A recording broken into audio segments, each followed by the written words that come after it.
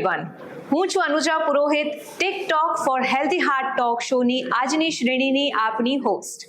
TikTok for healthy heart talk show એક આગવી પહેલ છે જેના દ્વારા અમારો ઉદ્દેશ છે કે ભારતભરના લોકો સુધી હૃદયનું સ્વાસ્થ્ય અને હૃદયને લગતી તકલીફો અને તેની સમસ્યાના નિવારણ માટેની જાગૃતિ અમે ફેલાવી શકીએ. અને આ માટે ભારતભરથી નિષ્ણાત ડોક્ટર્સ અમારી સાથે જોડાય છે, જેથી અમે આપના સુધી આ બધી જ માહિતી સચોટ રીતે પહોંચાડી શકીએ. કારણ કે આપણે જાણીએ છીએ કે જો હૃદયમાં કોઈ પણ પ્રકારની મુશ્કેલી સર્જાય કે હૃદયમાં રક્ત પ્રવાહ કોઈ પણ રીઝનથી અવરોધાય તો તેના ઘણા જીવલેણ પરિણામો આવી શકે છે. TikTok for healthy heart talk શોની આજની શ્રેણીમાં આપણી સાથે જોડાયા છે વિશ્વ પ્રસિદ્ધ અને ભારતના ખ્યાતનામ કાર્ડિયોલોજિસ્ટમાં જેમની ગણના થાય છે તેવા સુરતથી doctor Sanjay Vaghani. Doctor Sanjay Vaghani universal super speciality hospital ખાતે પોતાની સેવાઓ આપી રહ્યા છે. તો આજના કાર્યક્રમમાં ડોક્ટર સંજયનું આપણે સૌ સ્વાગત કરીએ.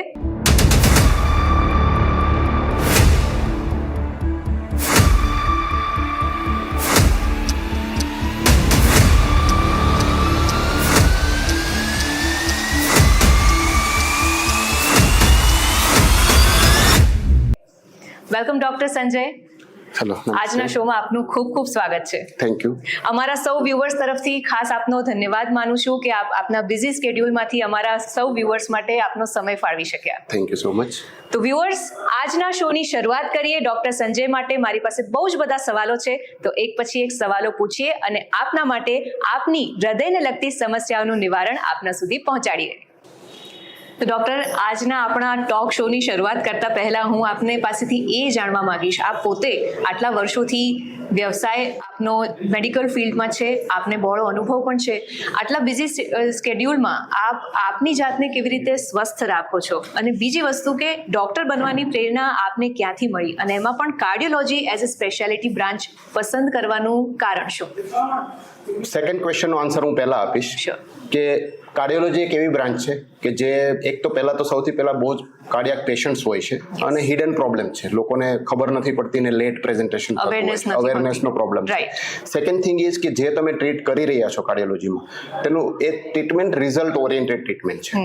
એટલે કે તમને કોઈને હાર્ટ એટેક આવ્યો છે અને તમે ટાઈમસર હોસ્પિટલ પહોંચી જાઓ અને એન્જિયોપ્લાસ્ટી કે કોઈ પણ ટ્રીટમેન્ટ કરવામાં આવે તો તેના પછી એનું જે રિઝલ્ટ છે તે ખૂબ જ સારું હોય છે. આ કમ્પેર ટુ ધ ન્યુરોલોજી કે અધર બ્રાન્ચીસ જે કેન્સર મેડિસિન છે, અધર બ્રાન્ચીસની કમ્પેરિઝનમાં કાર્ડિયોલોજીમાં રિઝલ્ટ ઓરિએન્ટેડ તમને સારું એવું રિઝલ્ટ મળતું હોય છે જો પ્રોપર ટ્રીટમેન્ટ અને ટાઈમસર થતી હોય તો. અને સેકન્ડ ક્વેશ્ચન ફિટનેસની વાત કરું તો ડેફિનેટલી મારું શેડ્યુલ બિઝી હોય છે અને it is very difficult to maintain all this things. But મને એટલી ખબર પડે કે જો હું બીજા કોઈ માણસને ફિટ રાખવા માંગતો અથવા મારા પેશન્ટ્સને ફિટ રાખવા માંગતો હોય તો મારે ડેમોન્સ્ટ્રેટ કરવું પડે. ઓફકોર્સ. સો મારે પોતાને એ ફોલો કરી બતાવવું પડે અને આપણે જો ફોલો કરીશું તો આપણને જોઈને બીજા લોકો ફોલો કરશે, પેશન્ટ્સને પણ પ્રેરણા મળશે. Yes, very nice. ખૂબ જ ઉમદા વિચાર છે અને આપને જે રીતે આ કાર્ડિયોલોજીની બ્રાન્ચમાં સ્પેશિયલાઇઝેશન માટેની પ્રેરણા મળી તે પણ ખરેખર કાબિલે તારીફ છે. તો ડોક્ટર, આગળની વાતનો દોર આપણે આગળ વધારીએ, એક ટૂર લઈ લઈએ, આપની ચેમ્બરમાં બેસીને વાતો કરીએ. Thank you.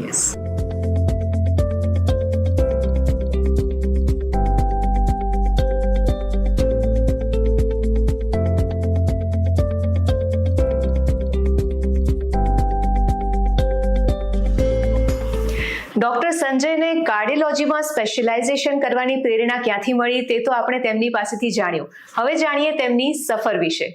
ડોક્ટર સંજય, આપને આટલા વર્ષોનો બહોળો અનુભવ છે, તો આપની આટલા વર્ષોની આ સફર વિશે અમને કંઈક જણાવો, અને સાથે આપના જીવનમાં, આપની કારકિર્દીમાં જે કોઈ એવો યાદગાર પ્રસંગ હોય આપના ફિલ્ડને લગતો તે પણ આપ અમારા વ્યુઅર્સ સાથે શેર કરો.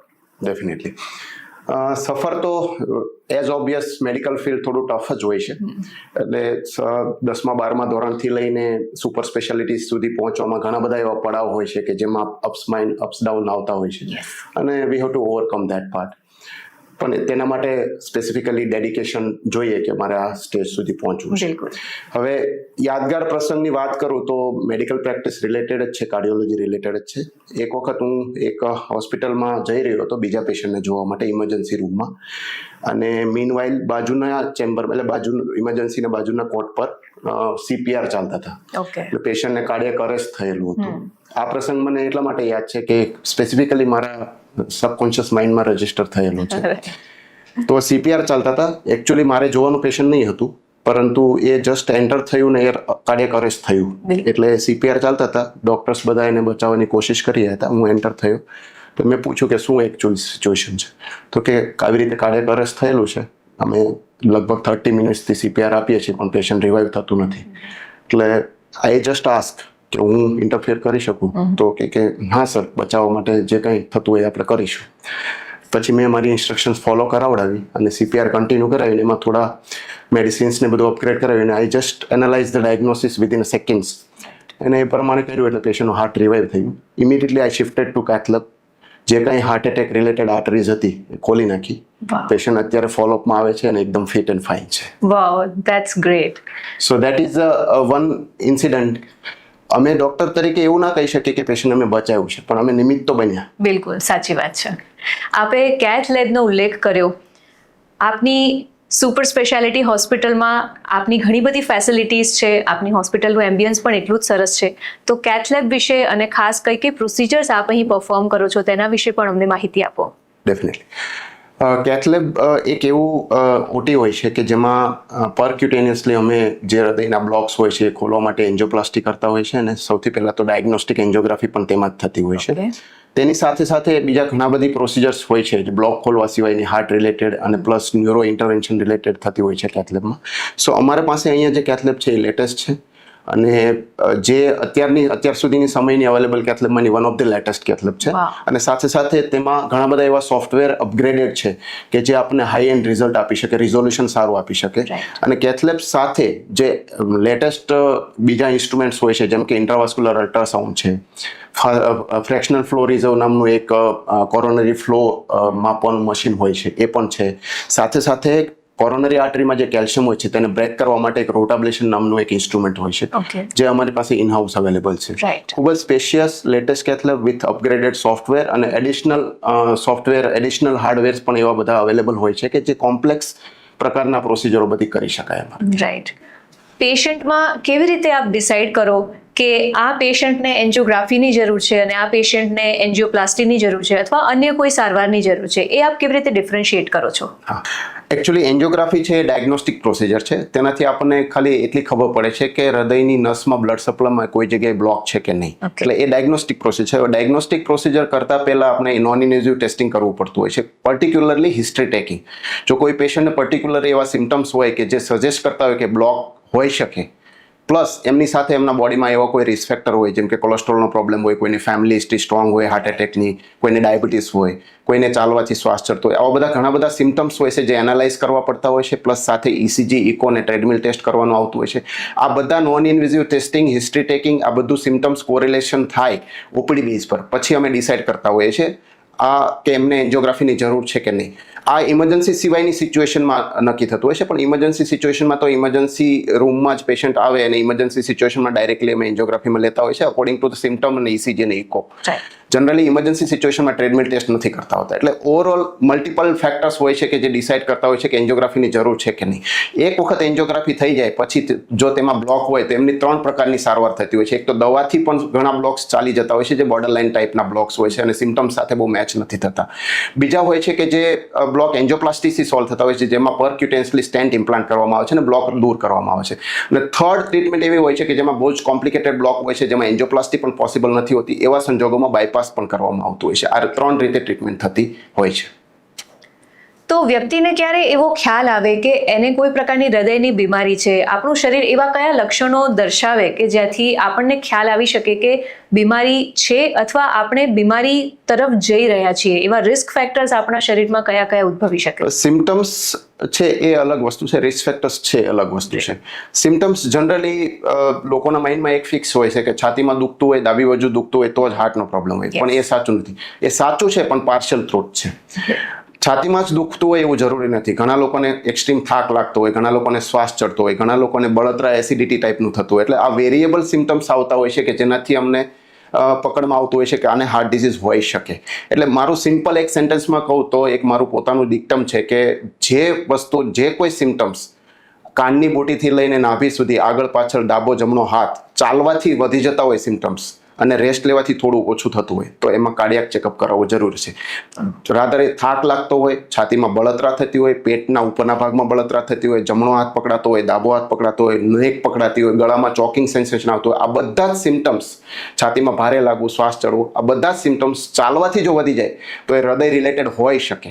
એવા સંજોગોમાં તમારે હોસ્પિટલ જઈને હૃદયનું ચેકઅપ કરાવવું જોઈએ. ખૂબ જ સરળ શબ્દોમાં પણ ખૂબ જ ઇમ્પોર્ટન્ટ વાત ડૉક્ટર સંજયે આપણી સમક્ષ મૂકી, અને મને આશા છે કે આ વસ્તુથી આપણી અંદર જે એક પ્રકારની મિથ, એક પ્રકારની ગેરમાન્યતા પ્રવર્તે છે કે ખાલી ડાબી બાજુ દુખાવો થતો હોય એને જ આપણે હૃદયરોગનો હુમલો અથવા હૃદયના કોઈ પ્રોબ્લેમના લક્ષણ ગણી શકીએ, એ અહીં તૂટે છે. તો આ વાતનું પણ આપણે ધ્યાન રાખીએ અને કોઈ પણ નાના અમથા પણ લક્ષણને આપણે ઇગ્નોર ન કરીએ. અને after all prevention is better than cure, એ તો હંમેશાથી સત્ય છે જ. ડૉક્ટર સંજય, બીજું આપની પાસેથી એ પણ જાણવા માંગીશ કે સ્ટેન્ટ જે આપે ઉલ્લેખ કર્યો કે એન્જિયોગ્રાફી કર્યા બાદ જ્યારે પણ જરૂર પડતી હોય એવા કેસીસમાં સ્ટેન્ટ મૂકવામાં આવે છે, તો આ સ્ટેન્ટ શું છે અને કેવી રીતે તે કાર્ય કરે છે? સ્ટેન્ટ એટલે એક સિમ્પલ ભાષામાં કહું તો જે બ્લોક હોય, તો બ્લોક થઈ જાય, રસ્તો બ્લોક થઈ જાય તો એને દૂર કરીને બાજુમાં જે દિવાલ બનાવી દેવામાં આવે છે. એટલે કે આપણી જે આર્ટરી હોય છે, એક ટ્યુબ હોય છે, તેની અંદર જે બ્લોક થતો હોય છે, બ્લોકને આપણે બલૂનથી કે કોઈ પણ રીતે તોડીએ અને પછી પાછો ફરીથી જે દિવાલ પરથી કચરો લ્યુમેનમાં અંદર ન પડી જાય અને એ બ્લોકને ખુલ્લો રાખે તેના માટે એક જાળી ટાઈપનું સ્ટ્રક્ચર ડિઝાઇન તૈયાર કરવામાં આવે છે. સ્પેશિયલાઇઝ ટેકનિકથી તૈયાર કરવામાં આવે છે. એકદમ માઇક્રો સ્ટ્રક્ચર હોય છે. Cobalt, chromium, platinum, stainless steel, અલગ અલગ મેટલ પણ હોય છે તેમાં, અને તેના ઉપર ડ્રગ કોટિંગ કરવામાં આવે છે. તો તે ત્યાં બ્લોકના પોઝિશન પર પોઝિશન થાય, પ્રોપર પોઝિશન થાય પછી તેને બલૂનથી ઇન્ફ્લેટ કરવામાં આવે અને હૃદયની જે લુમેન હોય, આર્ટરી હોય, એની લુમેન હોય એના દિવાલ સાથે એને ચિપકાવી દેવામાં આવે છે. એટલે કે બ્લડ ફ્લોને ત્યાં જવામાં અવરોધ પેદા ના થાય અને ફ્રીલી બ્લડ ફ્લો મેન્ટેન રહે. આને સ્ટેન્ટ ઇમ્પ્લાન્ટેશન કહેવામાં આવે છે. રાઈટ.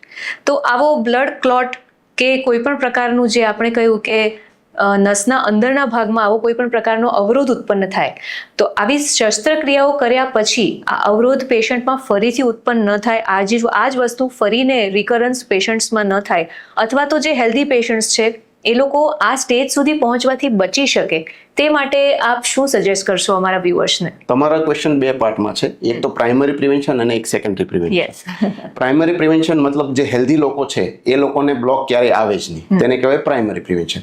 એક વખત હૃદયનો પ્રોબ્લેમ આવ્યા પછી બીજી વાર પ્રોબ્લેમ ના થાય તેને કહેવાય સેકન્ડરી પ્રિવેન્શન. સો પ્રાઇમરી પ્રિવેન્શન અને સેકન્ડરી પ્રિવેન્શન બંને વસ્તુ સેમ જ છે. તેના જે કંઈ સ્ટેપ્સ લેવાના છે, જે પ્રિકોશન્સ લેવાના છે, એ ઓલમોસ્ટ સેમ જ છે. પરંતુ ખાલી ફરક એટલો છે કે જે લોકોને સેકન્ડરી પ્રિવેન્શનનું ધ્યાન રાખવું પડે છે એને વધારે ચોકસાઈ અને વધારે પ્રિકોશન્સ રાખવા પડે, બિકોઝ એમની બોડીમાં ટેન્ડન્સી છે બ્લોક લાવવાની. એટલે બીજા બધા દર્દીઓ કરતા, બીજા બધા લોકો કરતા એ વધારે રિસ્ક ફેક્ટરમાં આવે છે કે એમને ફરીથી બ્લોક આવવાના ચાન્સીસ વધારે હોય છે.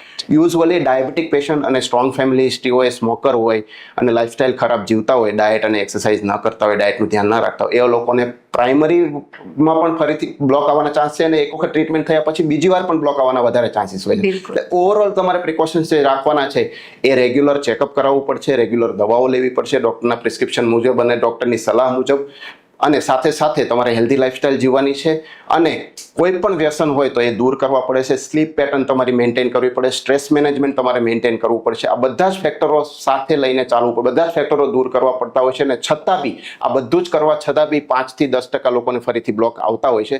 પરંતુ એ ડિપેન્ડ્સ ઓન પોતાના જીનેટિક્સ કેવા છે અને પોતાની લાઇફસ્ટાઇલ કેવી છે. રાઈટ. આજકાલ જે મોડર્ન લાઇફસ્ટાઇલ થઈ છે, ભાગદોડ ભરી જિંદગી, સ્ટ્રેસ જ્યારે એક મેઇન ફેક્ટર બની ગયો છે, દરેક કોઈ પણ પ્રકારના રોગનું મૂળ જો જાણીએ તો એમાં સ્ટ્રેસ ક્યાંક ને ક્યાંક ભાગ ભજવે છે. તો લાઇફસ્ટાઇલ, સ્ટ્રેસ, અંડરલાઇંગ ડિસીઝ જે આપણે કહીએ કે ડાયાબિટીસ છે કે બ્લડ પ્રેશર થઈ ગયું, એડિક્શન જે પણ આદતો છે, ખાવા પીવાની ખરાબ આદતો, સ્લીપ પેટર્ન, આ બધી જ વસ્તુ જ્યારે આપણી લાઇફસ્ટાઇલ પર અસર કરતી હોય તો હૃદયને સ્વસ્થ રાખવા માટે સૌથી મહત્વ આપણે કઈ વસ્તુને આપવું જોઈએ આમાંથી, અને કેટલો ભાગ ભજવે છે આપણા હૃદયના સ્વાસ્થ્ય માટે આ બધી જ વસ્તુઓ, અને કેવા પ્રકારનું મોડિફિકેશન જરૂરી છે, ખાસ કરીને દર્દીઓ જેમના પર ઓપરેશન થઈ ચૂક્યું છે? યુઝ્યુઅલી બધા જ ફેક્ટરો પર ધ્યાન ઇક્વલ આપવું પડતું હોય છે. ખાસ કરીને જે દર્દીઓને હૃદયનું ઓપરેશન થઈ ચૂક્યું છે એ લોકોએ રેગ્યુલર ચેકઅપ રાખવું ખૂબ જ જરૂરી છે. શરૂઆતમાં જ્યારે હૃદયનું ઓપરેશન કે કંઈ પણ એન્જિયોપ્લાસ્ટી કે બાયપાસ કે કશું બી થયેલું હોય તો શરૂઆતમાં એમનું ચેકઅપનું ઇન્ટરવલ ફ્રીક્વન્ટ ઇન્ટરવલ હોય છે કે વીકમાં એક વખત, પછી મંથલી એક વખત, પછી 3 મંથલી. પરંતુ જેમ જેમ ટાઈમ જતો જાય ને પેશન્ટ સ્વસ્થ થતું જાય છે એવી રીતે ઇન્ટરવલ વધતું જતું હોય છે, પછી યરલી ચેકઅપ પણ કરાવવું પડે છે. પરંતુ ઘણી વખત એવું બનતું હોય છે કે દર્દીઓને સારું થઈ જાય પછી ભૂલી જતા હોય છે અને 4-5 વર્ષ સુધી હોસ્પિટલ જાય નહીં, ચેકઅપ નહીં કરાવે તો પછી એક સાથે અંદર બોડીમાં જે ડિઝીઝ એક્યુમ્યુલેટ થતો હોય છે પછી એક સાથે બહાર આવતું હોય છે અને સેકન્ડ ટાઈમનું જે પ્રોબ્લેમ હોય છે ને difficult to handle also for doctor also it is difficult to handle. કદાચ એની સિવિયરિટી પણ વધારે હોય છે. એટલે એક વખત હૃદયનો પ્રોબ્લેમ થયો છે પછી ભૂલી નથી જવાનું કે આપણને હૃદયનો, એનાથી ડરીને જીવવાની જરૂર નથી. તમે લાઈફસ્ટાઈલ હેલ્ધી રાખો, તમે ક્વોલિટી ઓફ લાઈફ મેન્ટેન કરો અને તમે ફ્રીલી આનંદથી જીવો. પરંતુ હૃદયને જે ટાઈમ આપવો પડે છે તમારે, સપોઝ કે વર્ષમાં એક વખત ચેકઅપ છે તો એક દિવસ હૃદયને આપી દે, બિલકુલ, કે આ દિવસ મારે હૃદયને આપવું છે. So you can have a healthy lifestyle, quality lifestyle, અને વચ્ચે કોઈ ડિસ્ટર્બન્સ તમારી લાઈફસ્ટાઈલમાં કે બિઝનેસમાં કે કશે આવશે નહીં. એટલે એક દિવસ હૃદયને આપી દેવાનો છે વર્ષમાં કે 3 મહિને કે 6 મહિને તો આપી દેવાનો છે. That's it.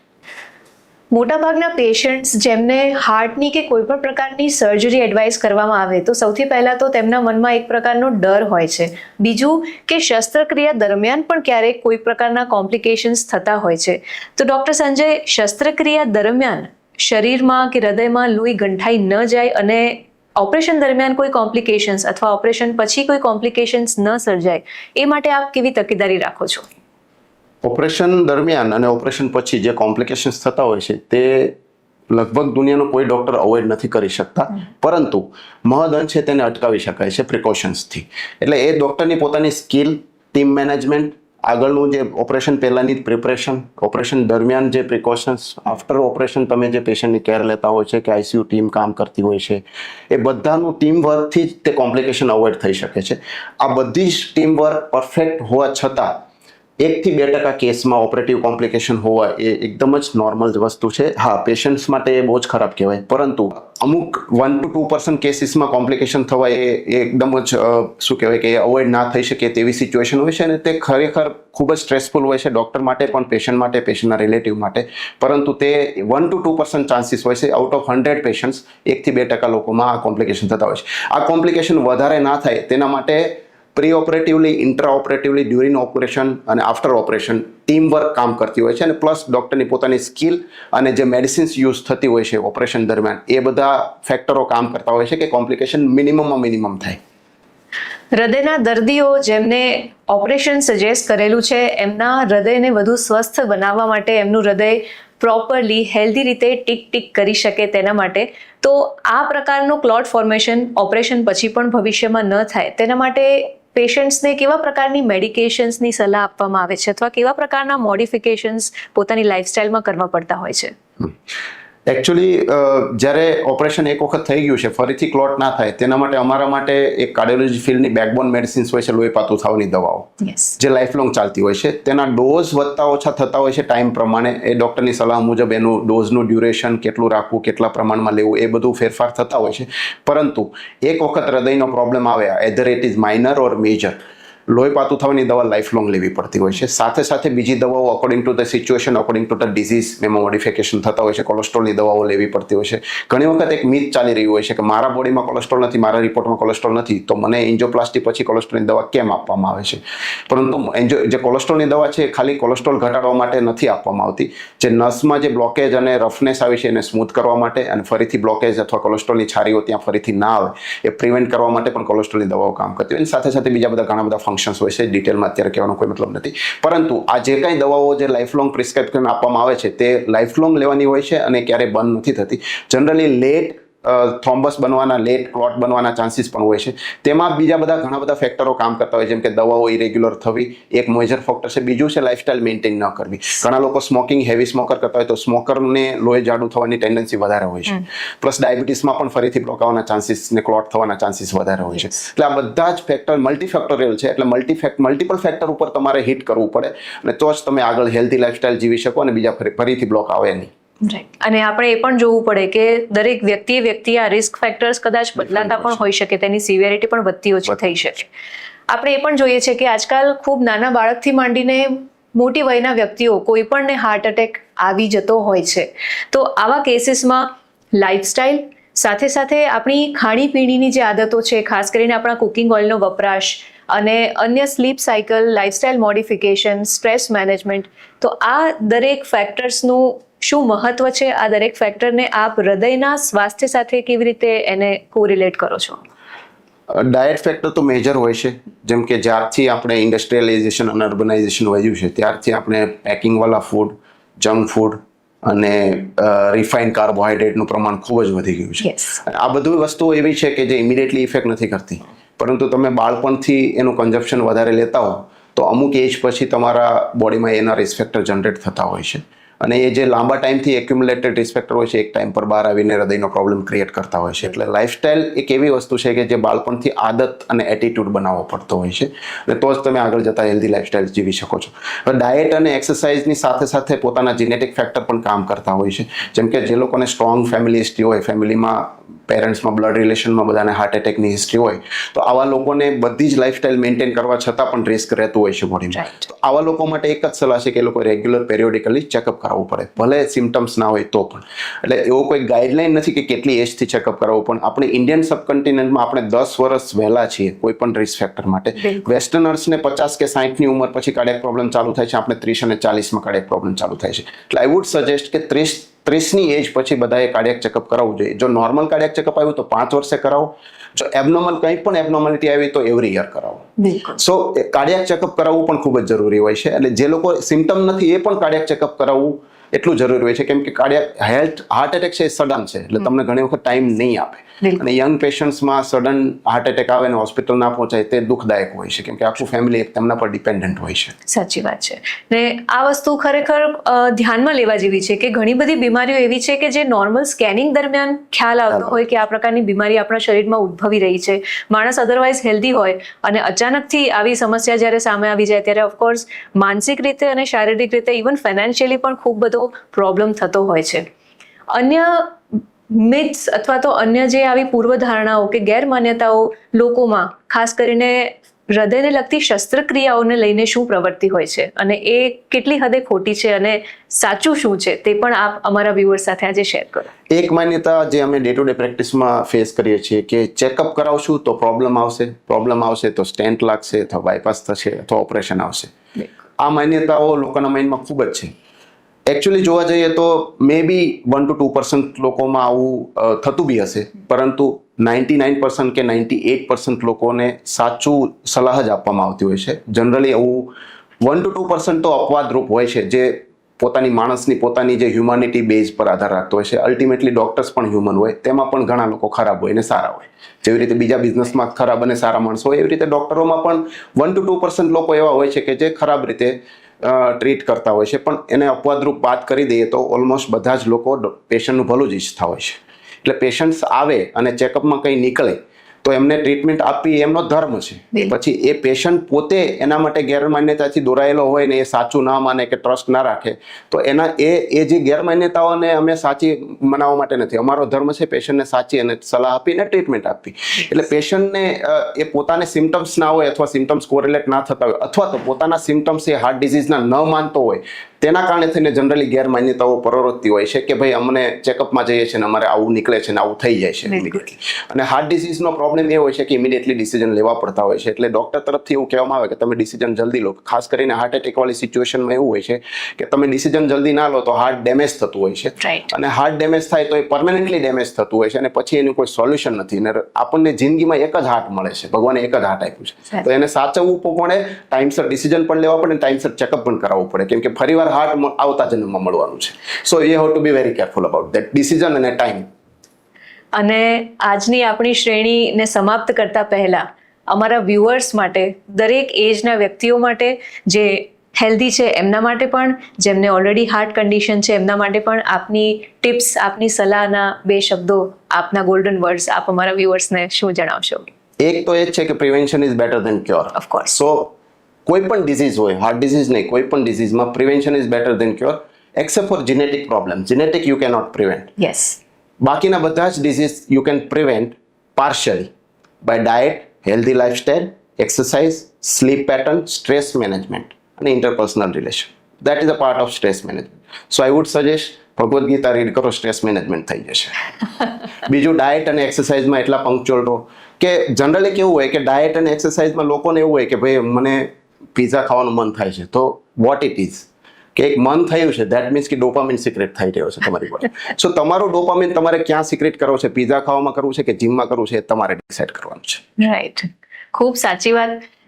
એકદમ થોડામાં ડૉક્ટરે ઘણું બધું કહી દીધું કે આપણે ચોઈસ કરવાનું છે, આપણે આપણી લાઈફને કેવી રીતના આગળ લઈ જવી.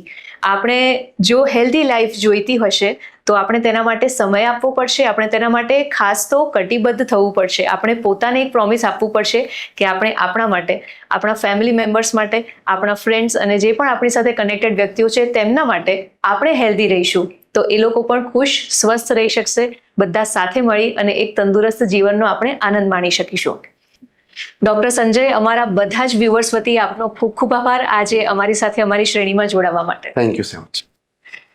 આપણા હાર્ટને હંમેશા હેલ્ધી અને ટીક ટીક કરતું રાખીને હેલ્ધી લાઈફસ્ટાઈલ કેવી રીતે જીવવી તેના વિશે નિષ્ણાત કાર્ડિયોલોજિસ્ટનું માર્ગદર્શન મેળવવા TikTok for healthy heart talk શોમાં અમારી સાથે આપ સૌ જોડાયેલા રહો. અમે યુટ્યુબ પર અવેલેબલ છીએ, ઇન્સ્ટાગ્રામ પર અવેલેબલ છીએ. ઇન્સ્ટાગ્રામ પર અમારા પેજને ફોલો, સબસ્ક્રાઇબ કરજો, શેર કરજો, આપના પરિવારજનો, આપના મિત્રો સુધી પહોંચાડજો. અમારી સાથે જોડાયેલા રહો અને આપના હાર્ટનું ધ્યાન રાખો. બાય.